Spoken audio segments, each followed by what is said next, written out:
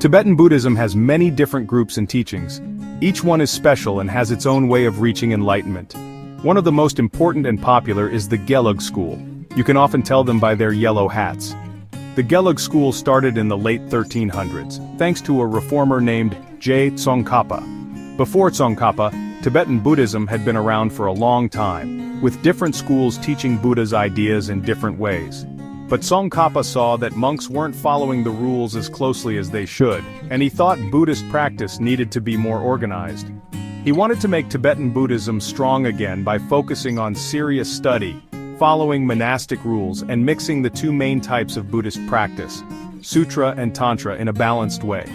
His changes led to the Gelug school, which quickly became important and eventually the biggest school of Tibetan Buddhism. It wasn't always easy, but Tsongkhapa's deep knowledge, focus on good behavior, and clear path to enlightenment were popular with both monks and regular people. This helped the Gelug tradition grow and become a big part of Tibetan Buddhism.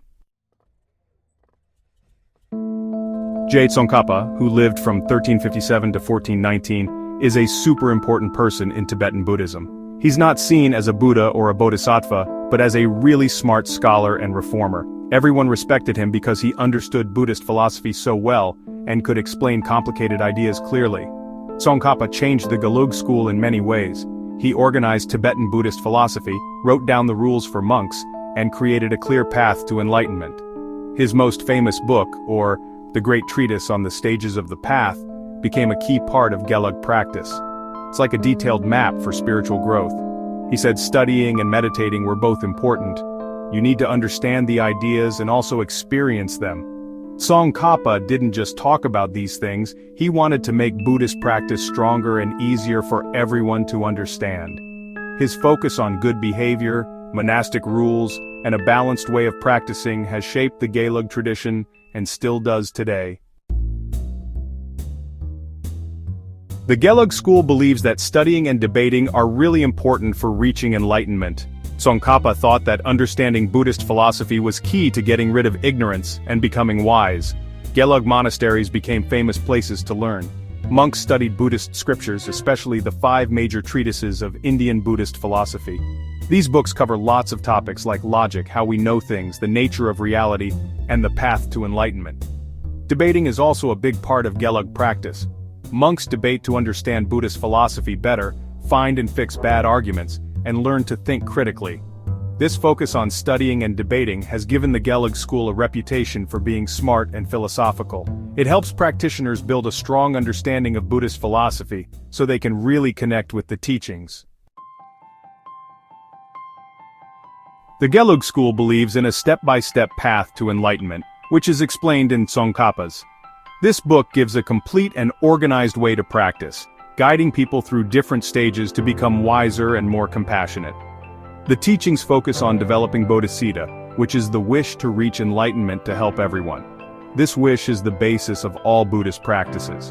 The path in the isn't meant to be strict or followed in a straight line. Instead, it helps you understand the different stages of spiritual growth and the best practices for each stage. By following this step-by-step path, people can develop wisdom and compassion in a balanced way, eventually reaching their full potential as enlightened beings. Section 5. The importance of monastic discipline. Monks and nuns are very important in the Gelug school. Monasteries are places for learning, practicing, and spiritual community. Tsongkhapa believed that following the Vinaya, the rules for monks and nuns, was very important for good behavior and spiritual growth. The Gelug tradition follows the Vinaya very closely. Monks and nuns follow hundreds of rules about their daily lives, like what they wear, what they eat, what they say, and how they interact with regular people. These rules aren't meant to be harsh. They're meant to help develop mindfulness, self-awareness, and good behavior. By following the Vinaya, monastics live a simple and disciplined life, which helps them focus on their spiritual practice. Because the Gelug school follows monastic rules so closely, it's known for its high ethical standards and for keeping the Buddha's teachings pure.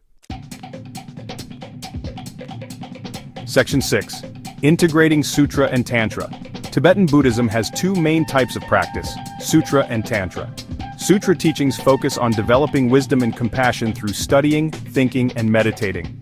Tantra uses more practices like visualizations, rituals, and deity yoga to reach enlightenment faster. The Gelug school is known for balancing sutra and tantra. Tsongkhapa said that tantric practices should be based on a strong understanding of sutra. He warned against starting tantra too early or without serious study, saying that people need a strong ethical foundation and understanding of sutra practices first. This careful approach to tantra makes sure people use these powerful practices safely and correctly. Section 7. The Madhyamaka, Philosophy and Emptiness.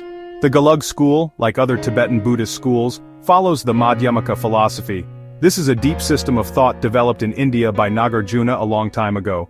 Madhyamaka, which means the middle way, gives a different way of looking at reality. The main idea in Madhyamaka is emptiness, or shunyata. Emptiness doesn't mean nothing exists, it means that things don't exist on their own. According to Madhyamaka, everything, including us, lacks a permanent, independent self. Understanding emptiness is very important for Buddhist practice. By seeing that our ideas of self and other are not real, we can start to let go of attachment, aversion, and ignorance, the things that cause suffering. The Gelug school has many scholars who have helped us understand Madhyamaka philosophy.